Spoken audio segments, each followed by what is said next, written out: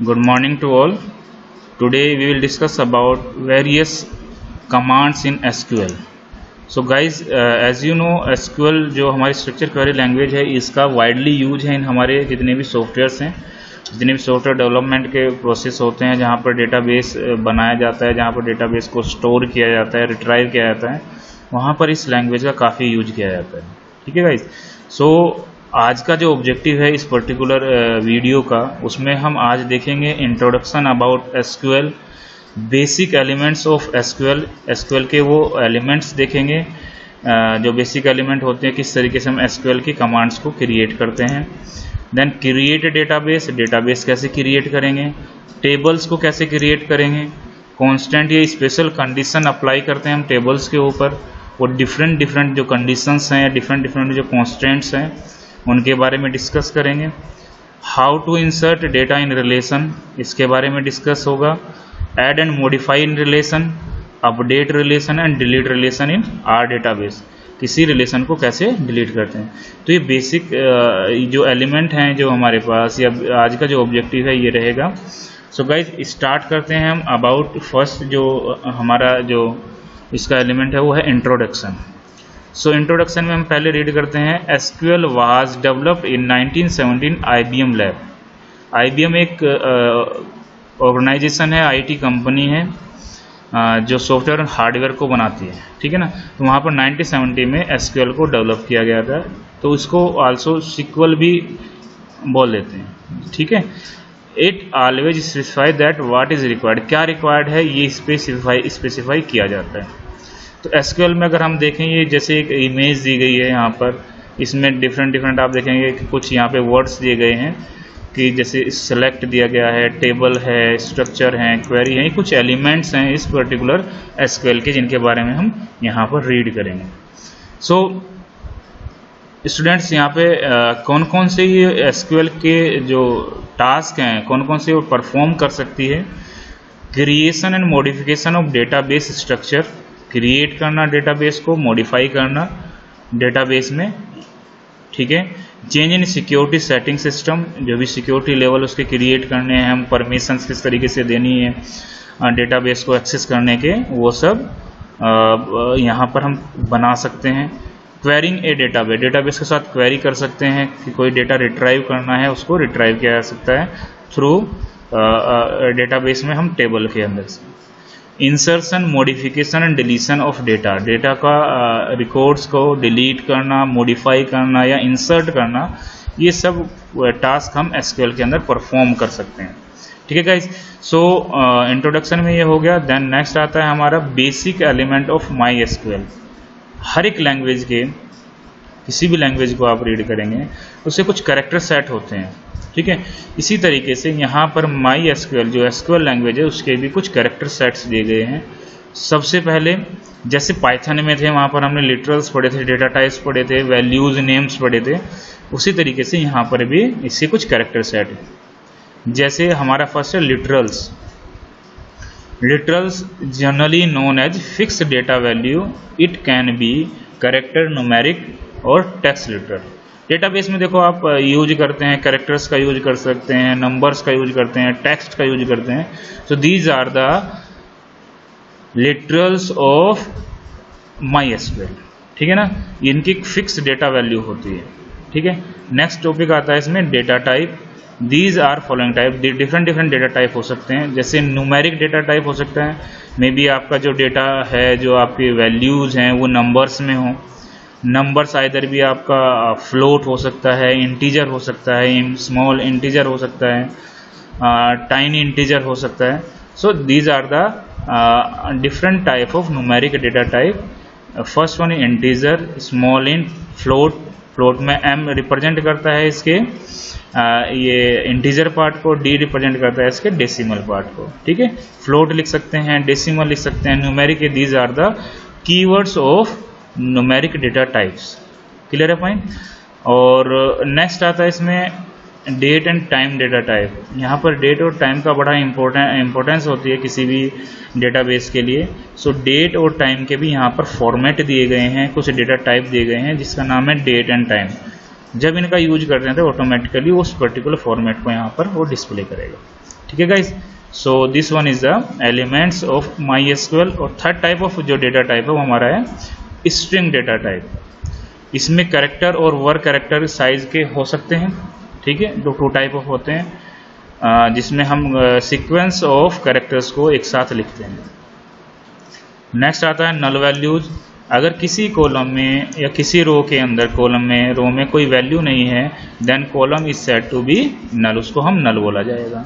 ठीक है, क्योंकि 0 एक वैल्यू होती है, अगर उसको नल लिख देते हैं दैट मीन्स कोई वैल्यू वहाँ पर नहीं प्रोवाइड की गई। कमेंट्स जो होते हैं, ये कमेंट्स हमारे ये टेक्स्ट होते हैं जिसको जो SQL है वो इनको एग्जीक्यूट नहीं करता, ये जस्ट फॉर हमारे डॉक्यूमेंट के लिए होते हैं, डॉक्यूमेंटेशन करने के लिए होते हैं, हमारे जैसे उसकी रीडेबिलिटी बढ़ाने के लिए अपनी क्वेरीज की, तब हम इनका यूज करते हैं। ठीक है, जैसे हम पाइथन लैंग्वेज में यूज करते हैं। 3 टाइप ऑफ कमेंट दिए गए हैं। फर्स्ट कमेंट है यहाँ पर इस तरीके से लिख सकते हैं। Second type of double dash करके कमेंट लिख सकते हैं, जो भी कमेंट आपका होगा। और एस्ट्रिक से भी ये हमारा, हैश से भी हमारा कमेंट स्टार्ट हो सकता है। ठीक है गाइस, नेक्स्ट इसमें आता है SQL कमांड सिंटैक्स। SQL में जो है predefined command set of commands दी गई हैं जिनका यूज हम अपने क्वेरी करने के लिए यूज करते हैं, चाहे वो टेबल को क्रिएट करना हो, मॉडिफाई करना हो, वैल्यूज़ को एंटर करना है, डिलीट करना है, अपडेट करना है, या फिर हमें एक टेबल से दूसरे टेबल को जोड़ना है, डेटाबेस क्रिएट करना है। तो इनके लिए पहले से ही प्रोवाइड की गई हैं कुछ प्री डिफाइंड कमांड्स। ठीक है, सो दीज कमांड्स आर, कौन कौन से SQL के सिंटैक्स होते हैं? स्टेटमेंट्स, क्लोजेज को यहाँ पर हम कंडीशंस भी कह सकते हैं। स्टेटमेंट्स आपकी कमांड्स हो गई, और देन आर्गूमेंट्स। ये 3 टाइप ऑफ कीवर्ड्स हैं जिनका हम यूज करके अपने एक क्वेरी को डेवलप करते हैं।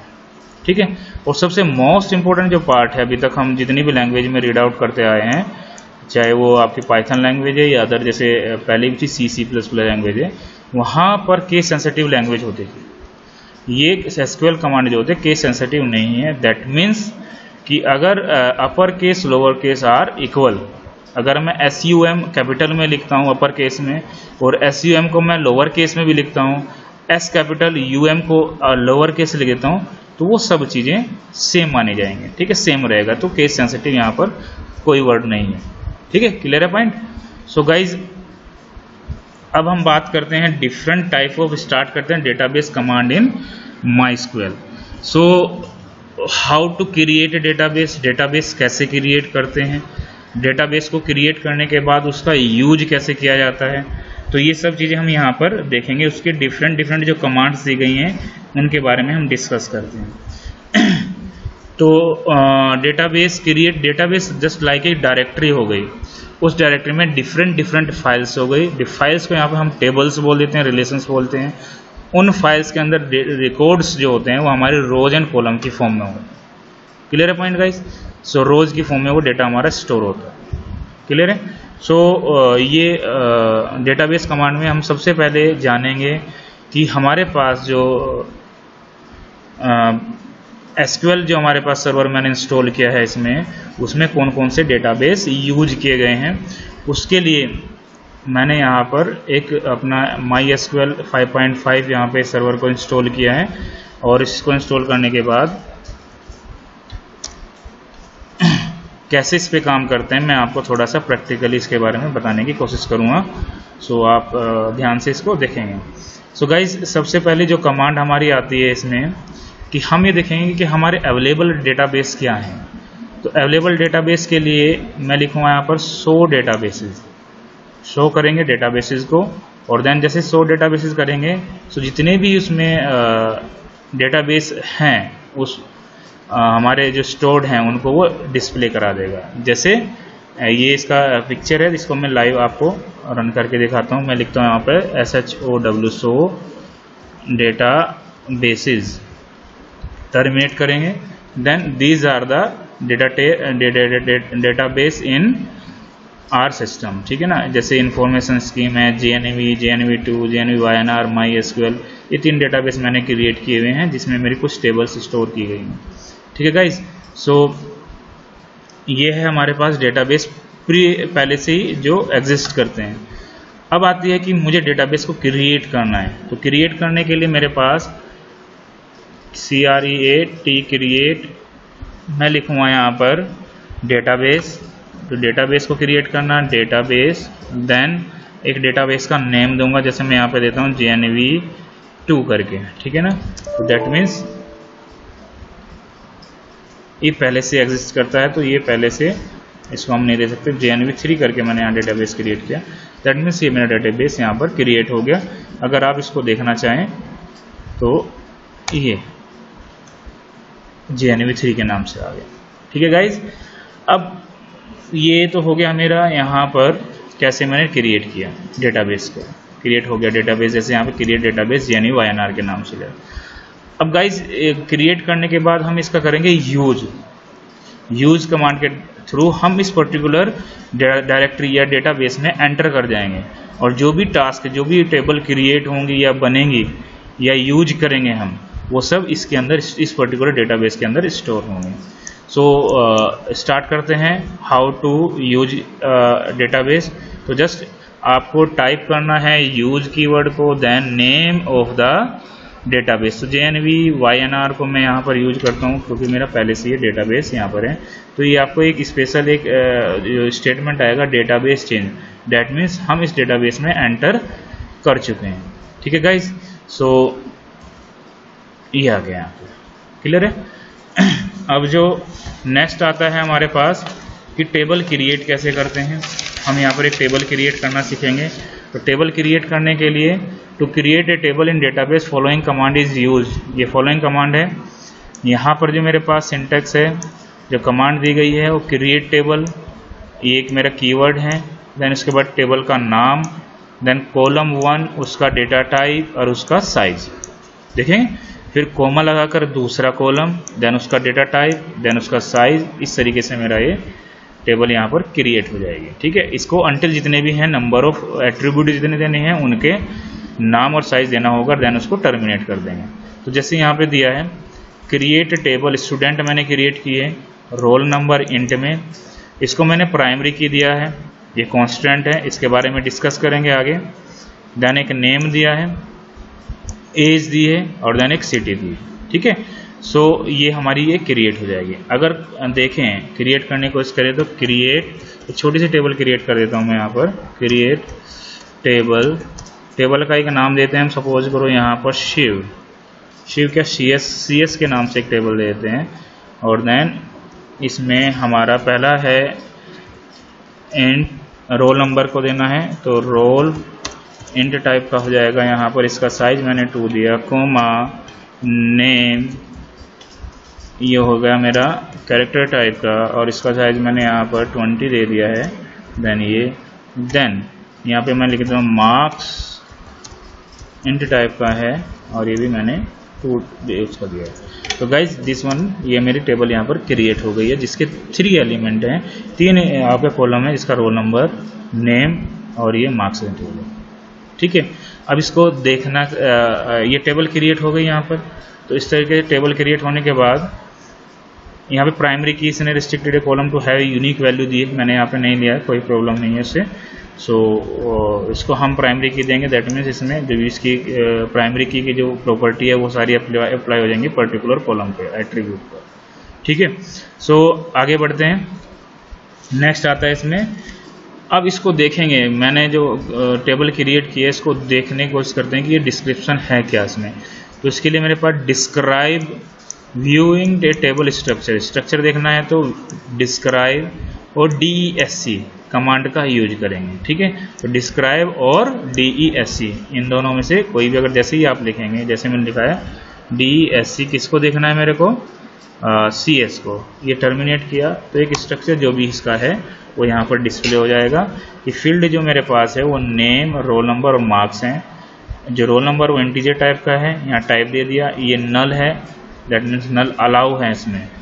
कीज़ कोई नहीं दी है, डिफ़ॉल्ट वैल्यू नल दी है, कोई वैल्यू अगर नहीं लिखे तो नल वैल्यू को लेगा, एक्स्ट्रा कुछ नहीं, ठीक है गाइज। तो ये स्ट्रक्चर ऑफ मेरी जो टेबल का है वो आ गया। अब गाइज ये बात समझ में आ गई होगी। मॉडिफाई करना है तो आप मॉडिफाई भी कर सकते हैं टेबल को। ऐड करना है कोई कॉलम तो ऐड कर सकते हैं। ऐड करने के लिए या मॉडिफाई करने के लिए मेरे पास जो कमांड है वो ऑल्टर टेबल के नाम से है। ऑल्टर टेबल, टेबल का नेम, ऐड कॉलम या modify, add column type scissor, ये ठीक है। इसको हम इस तरीके से देखते हैं, ऐड करने की कोशिश करते हैं। सपोज करो मुझे ऐड करना है, यहाँ पर मैंने क्या लिखेंगे, ऑल्टर टेबल, किस में करना है, CS में ऐड करना है एक नया कॉलम, यहाँ पर कैरेक्टर टाइप का, सिटी को कर देते हैं सिटी, या सिटी की जगह पे हम यहाँ पे कर देते हैं ग्रेड। ग्रेड के लिए मैं लिखूँगा यहाँ पर GRA, ग्रेड, कैरेक्टर टाइप का है CHAR, और इसका जो साइज है यहाँ पर 1 होगा। ठीक है गाइज। अब इसको मैंने बंद किया, एंटर किया, तो ये मेरा रिकॉर्ड यहाँ पर एक क्वेरी हो गई। अब इसको देखना है तो डिस्क्रिप्शन दोबारा से करेंगे, तो डिस्क्रिप्शन में देखेंगे एक नया जो एलिमेंट है वो मेरा ऐड हो गया है, जिसका नाम है ग्रेड, ठीक है, जिसका साइज 1 बाइट का है। क्लियर है पॉइंट। तो ये मेरा डिस्क्रिप्शन हो गया कि अबाउट जो डेटाबेस का। अब इसी तरीके से मैं ऑल्टर टेबल में मॉडिफाई भी कर सकता हूँ, और टेबल में हम उसमें नया कॉलम ऐड भी कर सकते हैं। नेक्स्ट आता है गाइज इसमें इंसर्ट करना। इंसर्ट, अब हम देखते हैं रिमूव करना डेटाबेस को। मान लीजिए इसको मुझे रिमूव करना है डेटाबेस को, तो मैं यहाँ पर रिमूव के लिए मैं लिखूँगा डेटाबेस को ड्रॉप करना है। तो ड्रॉप, टेबल को ड्रॉप करना है सपोज करो डेटाबेस से, तो ड्रॉप मैं लिख देता हूँ यहाँ पर ड्रॉप टेबल, डेटाबेसेस को हटाना है, तो उसके लिए मेरे पास ड्रॉप कमांड दी गई है।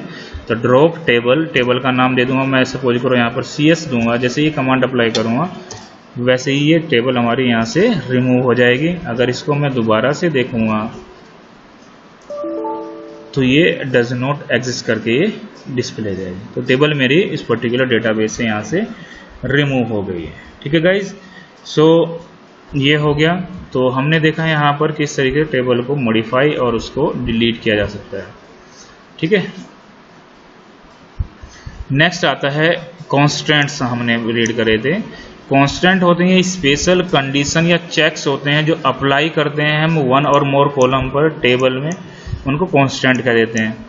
When constant is applied on A table all the data should follow this constant. इस कॉन्स्टेंट को ये फॉलो करेगा। सपोज मैंने लिखा है जो हमारे मार्क्स हैं वो एंटर हों ग्रेटर देन 50 से। ठीक है। सो जब भी मैं इसमें कोई वैल्यू इंसर्ट करूँगा, अगर मैं 45 करूँगा तो ये एक एरर प्रोड्यूस कर देगा। सो मैंने एक चेक लगा दिया है, यहाँ पर एक कंडीशन अप्लाई कर दी है, marks should be greater than 50 से अबव यहाँ पर होना चाहिए। जैसे मुझे करना है आपका और एज का है, एज मैंने सपोज करनी है कि आपकी 15 से अबव एज होनी चाहिए, तो उसका तरह का लगा सकते हैं। मैं कर सकता हूँ जैसे रोल नंबर को मुझे एम्प्टी नहीं करना है, इसमें वैल्यू जरूर एंटर करनी है, तो मैं उसके साथ लगा दूंगा प्राइमरी की या नोट नल कर दूंगा। प्राइमरी की का यूज करूंगा तो क्या होगा, ये सब चीज़ें हम आगे इसमें डिस्कस करते हैं। ठीक है। कॉन्स्टेंट को अप्लाई किया जाता है दो तरीके से, कॉलम वाइज और टेबल वाइज। पूरी टेबल के ऊपर भी कर सकते हैं और कॉलम के ऊपर भी कर सकते हैं। लिखने का तरीका है MySQL create table, table name, column type size, then column constant, जो भी कॉलम कांस्टेंट देना है, फिर कॉलम टू, कॉलम कांस्टेंट 2 हो जाएगा। So different type of constant है। फर्स्ट वन है इसमें यूनिक कांस्टेंट। यूनिक कांस्टेंट में ये अलाउ करेगा नल वैल्यू को, बट इस कॉलम में वैल्यू जो होनी चाहिए हमारी यूनिक होनी चाहिए। अगर नल वैल्यू नहीं है तो हर एक वैल्यू अलग अलग होनी जरूरी है। जैसे रोल नंबर है 1 2 3 4 5 6 7 8 9 10। ठीक है। इस तरीके से प्राइमरी की कांस्टेंट होते हैं this constant is use to uniquely identified. इसमें भी यूनिक वैल्यू होगी, बट इसमें नल वैल्यू को एक्सेप्ट नहीं करेगा। मस्ट भी, जैसे रोल नंबर्स हो गए या फिर एम्प्लॉय की आईडी हो गई, एम्प्लॉय कोड हो गए, ये सब यूनिक नंबर एंटर उनके होंगे। Default constant this constant is used to set a default value in case no value is provide by user. अगर मैं यूजर को उसको कॉलम को कोई वैल्यू प्रोवाइड नहीं कर रहा तो डिफ़ॉल्ट वैल्यू वहाँ पर जैसे असाइन कर देते हैं उस तरीके से लिख देंगे। जैसे मैंने लिखा है यहाँ पर, मैंने टेबल बनाई थी, मार्क्स है, मार्क्स में या ग्रेड में किया, ग्रेड में अगर सपोज करो मैं कर देता हूँ यहाँ पर रोल नंबर की वैल्यू एंटर की रोल नंबर 1 कोमा ये शिव कर देते हैं कोमा 35 कर देते हैं कोमा ग्रेड अगर मैं कुछ नहीं देता हूँ कोमा करके इसको सीधा इंसर्ट कर देता हूँ तो दैट मीन्स क्या हो जाएगा, ग्रेड ऑटोमेटिकली यहाँ पे इंसर्ट हो जाएगा। इफ़ मुझे ग्रेड की वैल्यू अगर यहाँ पे marks int 2 space default equals to मैं लिख देता हूँ, या सॉरी वो था ना, कहाँ था ये हमारा टेबल जो मैंने क्रिएट की थी वहाँ पर उस तरीके से अगर मैं कर देता हूँ तो जैसे मैंने लिखा है ग्रेड कैरेक्टर 1 ग्रेड कैरेक्टर यहाँ पर लिख देता हूँ, जैसे ऑल्टर टेबल की जगह पर ग्रेड कैरेक्टर 1 और स्पेस दे करके मैं डिफ़ॉल्ट इक्वल्स टू डी कर देता हूँ तो ऑटोमेटिकली डी को एक्सेप्ट कर लेगा। ठीक है गाइस, सो यहाँ पर ये हो गया। चेक कांस्टेंट ये हो गया, वही चीज़ मैंने आपको ये चेक कांस्टेंट ये लिमिटेड हो गया, जैसे मार्क्स हमें एंटर करने हो 50 से ज़्यादा करने हैं तो तब ये भी करेंगे। फॉरेन की कांस्टेंट होता है, ये नॉन की एट्रीब्यूट होता है वन टेबल का और दूसरी टेबल का प्राइमरी की एट्रीब्यूट होता है, जिससे कि हम दो टेबल को आपस में क्या कर सकें, यूज कर सकें। ठीक है, उनके डेटा का यूज कर सकें, एक कनेक्टिविटी उनमें बिठा सकें।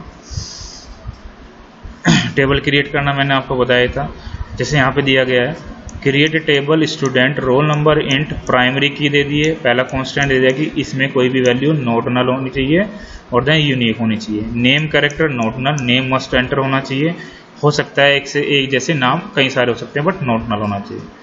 एज इंट 2 दी है, चेक एज ग्रेटर देन 5 हो। क्लास कैरेक्टर डिफ़ॉल्ट आई, अगर कोई वैल्यू नहीं लेता तो 1 को ले ले इसको जो भी आई दिया है। देन सिटी कैरेक्टर हो गया। तो ये हमारा विद कांस्टेंट के साथ ये एक टेबल यहाँ पर क्रिएट की गई है। ठीक है गाइस, सो ये यहाँ पर इसका आउटपुट दिखाया कि किस तरीके से आउटपुट ये दिखाई देगा। अब टेबल लेवल कांस्टेंट में जैसे ये हमारा ये वाला कांस्टेंट और ये कांस्टेंट तो हो गया हमारे कॉलम कांस्टेंट हो गए जो पर्टिकुलर कॉलम पे यूज किए हैं। This constant use for multiple tables, so this is the table constant. ठीक है, एनरोल और रोल नंबर पर इसने एक साथ दिया है, प्राइमरी की बना दी है। तो अगर मल्टीपल कॉलम्स को एक साथ मुझे कांस्टेंट अप्लाई करना हो तो उस कांस्टेंट को हम बोल देंगे टेबल कांस्टेंट। ठीक है गाइस, तो ये कांस्टेंट्स हो गए। अब अगला जो टॉपिक आता है इसमें insertion of A record in A table. Insert कैसे करते हैं रिकॉर्ड को, तो सबसे पहले मैं जो मैंने यहाँ पर डेटाबेस क्रिएट किया है उसको हम यूज करेंगे और जिस पर्टिकुलर टेबल पर हमें काम करना है उसी टेबल पर हम यहाँ पर देखेंगे। तो GNU/INR पे मेरे यहाँ पर मैंने एंटर किया। देन जो मेरी टेबल मैंने क्रिएट की थी जिसमें मेरा डेटा स्टोर है उसको देख लेते हैं, from students. So this is the table, sorry ये वो टेबल है जिसमें मैंने डेटा मेरा स्टोर है। एक टेबल मैंने ये क्रिएट की हुई है जहाँ पर ये 10 स्टूडेंट की डिटेल दी गई। अब अगला टास्क आता है इंसर्ट करने के लिए। इंसर्ट हम कर सकते हैं वैल्यूज़ को, किस तरीके से एक रिकॉर्ड्स को एंटर करेंगे वो देखेंगे। तो इसके लिए मेरे पास है इंसर्ट इनटू, किस में करना है, स्टूडेंट्स में करना है। ठीक है, क्या करना है, वैल्यूज़ एंटर करनी है। ठीक है, वैल्यूज़ एंटर करनी है। किसकी वैल्यूज़ एंटर करनी है, रोल नंबर सपोज करो मैंने 11 लिया है क्योंकि एक नंबर है तो इसको हम डायरेक्ट लिखेंगे। एक नेम है तो मैं इस पर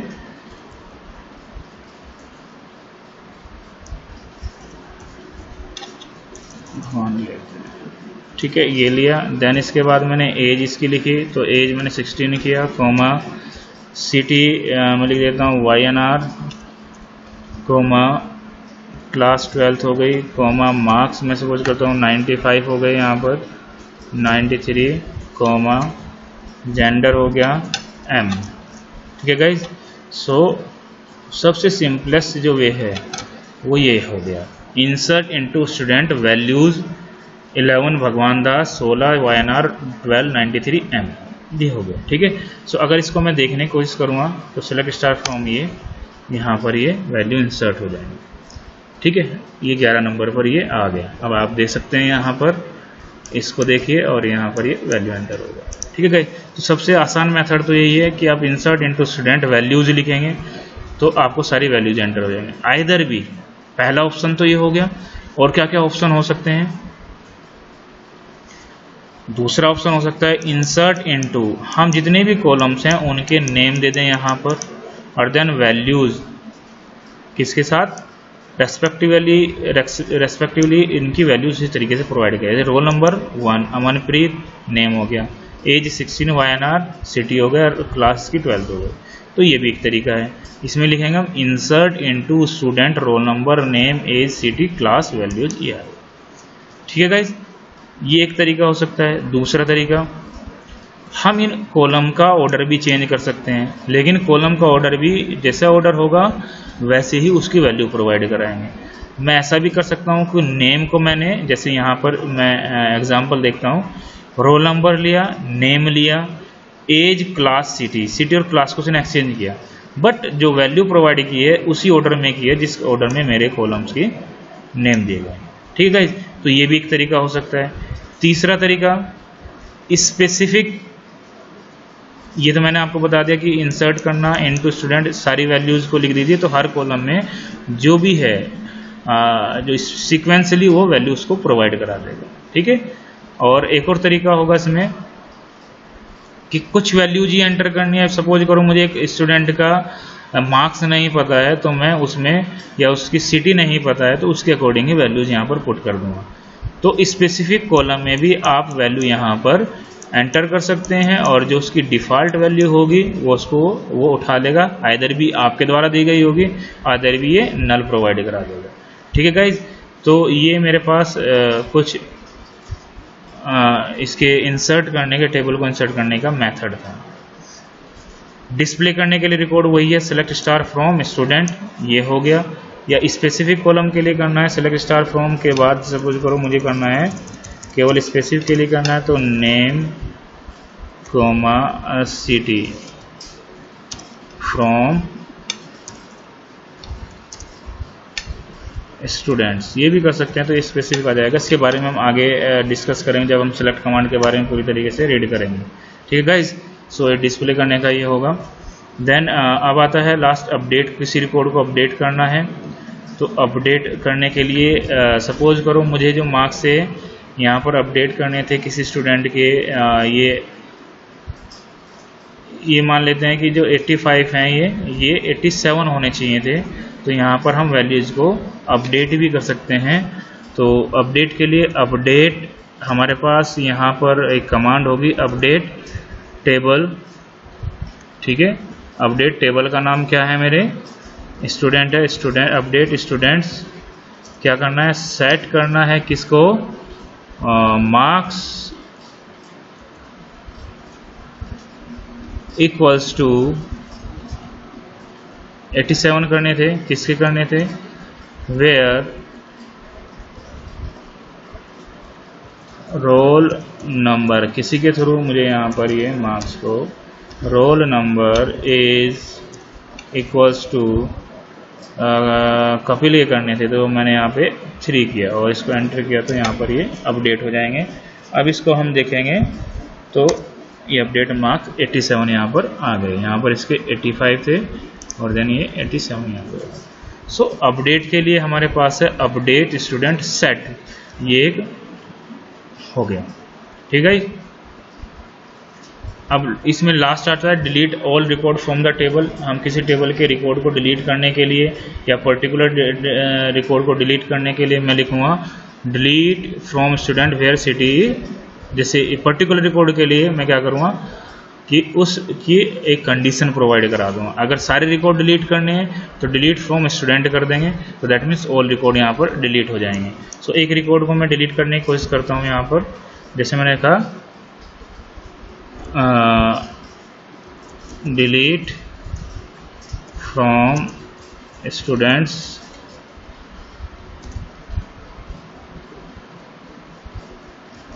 वेयर